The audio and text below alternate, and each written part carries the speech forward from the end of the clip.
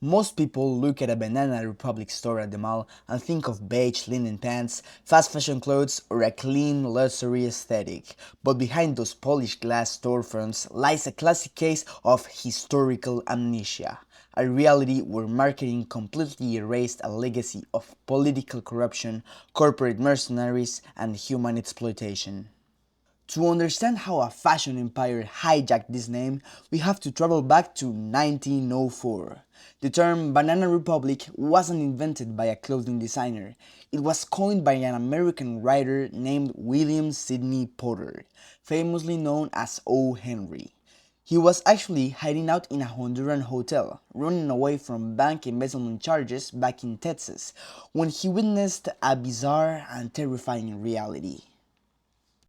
He saw how powerful American fruit corporations completely manipulated local governments, controlled national infrastructure like railroads and ports, and operated with absolute legal impunity just to monopolize the tropical fruit trade. O. Henry used the term as a literary satire to describe an unstable economy run essentially as a private enterprise for the exclusive profit of a wealthy elite. Across Latin America, these corporate giants became so aggressively powerful they earned a dark nickname, El Pulpo, the octopus.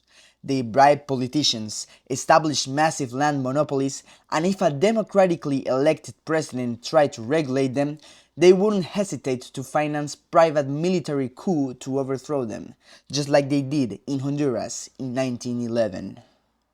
So, how did a term born from blood, corporate greed, and political subversion end up as a trendy clothing brand? Fast forward to 1978 in California. A couple named Mel and Patricia Ziegler started a vintage apparel venture. They bought military surplus clothing like British Burma army jackets and Spanish Civil War paratrooper shirts and customized them. They called their business Banana Republic Travel and Safari Clothing Company. But instead of educating people on the history, they did something much more insidious. They turned shopping into a romanticized imperial fantasy. They decorated their stores with jeeps, artificial palm trees, and hand-drawn catalogs, selling a safari chic lifestyle to wealthy customers. Eventually, Gap Incorporation bought the brand in 1983. They modernized it into the mass market store we now know today. They systematically erased the eccentric jungle decor, the surplus items, and any trace of the name's origins. This is the ultimate corporate trick: historical sanitization. They took a term associated with the slaughter and subjugation of Latin American workers and turned it into a profitable, wealthy aesthetic. By selling colonialism as a luxury trend, they made sure that when modern consumers hear Banana Republic, they visualize fast fashion malls rather than corporate crimes. And yet, long before this clothing brand repackaged the name for profit, the brutal corporate practices that gave birth to it were already causing irreversible devastation.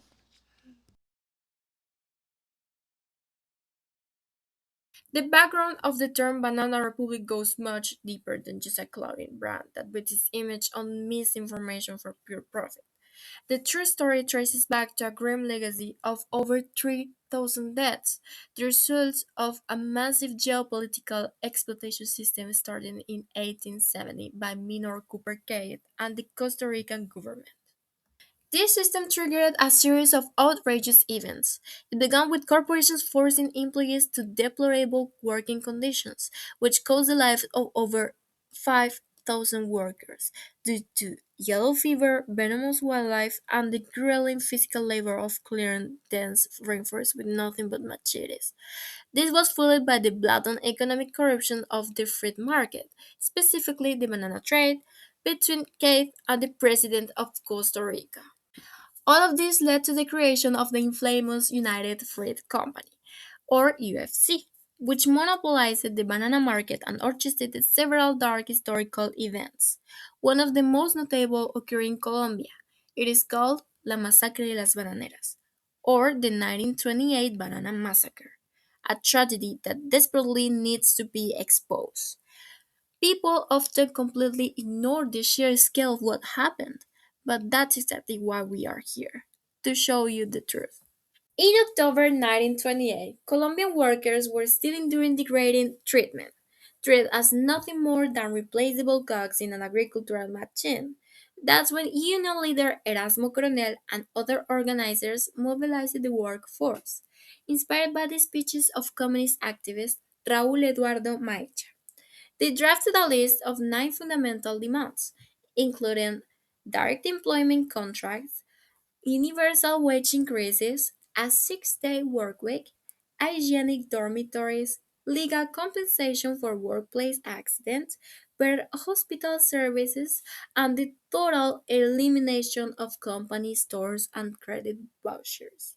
Instead of negotiating, the UFC and the US government pressured the Colombian government to ignore these demands. This only fueled the workers' fight for their rights. Tragically, the Colombian government response was devastating. General Carlos Cortés Vargas deployed 700 federal soldiers to the town square of Cineaga Magdalena, right after sabotaging the train tracks to trap the union workers gathered there. The soldiers opened fire on the protesters, killing countless innocent families and civilians. It was a shocking genocide, fueled by injustice and sheer cruelty. And you know what? This is not the worst of all. The government organized a massive cover up to disappear most of the bodies, leaving only 47 unseen and publicly claiming there were only 700 victims in total. In reality, independent researchers uncovered the truth. Over 3,000 people were murdered. Among these researchers, I want to highlight the liberal congressman Jorge Eliezer Gaitan. After his powerful speeches shocked the entire nation, he was mysteriously and unjustly assassinated. What happened to him is perfectly what illustrates how history buries crucial, uncomfortable truths under blankets of dishonesty and convenient corruption.